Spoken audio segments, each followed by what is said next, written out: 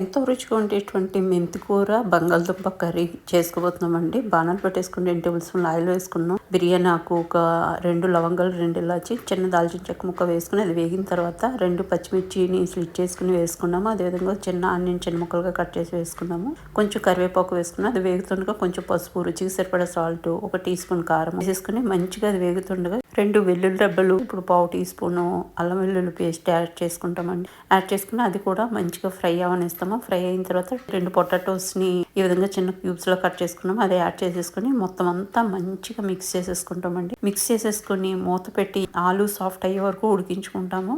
ఆలు కొంచెం మనకి సాఫ్ట్ అయిందండి. పెద్ద టమాటా తీసుకుని దాన్ని ప్యూరీగా చేసుకున్నాము. అది యాడ్ చేసేసుకున్నాము. లేకపోతే చిన్న పీసెస్ గా కట్ చేసుకుని యాడ్ చేసుకోవచ్చు, మీ ఇష్టము. ఇప్పుడు 1 టేబుల్ స్పూన్ ధనియాల పొడి, 1/2 టీ స్పూన్ గరం మసాలా వేసుకుని మొత్తం అంతా మంచిగా మిక్స్ చేసేసుకుని సన్నగా కట్ చేసుకున్నటువంటి మెంతికూర ఆకుల్ని ఇక్కడ యాడ్ చేసేసుకుంటామండి. మెంతికూర నుంచి ఫస్ట్ ఆకులు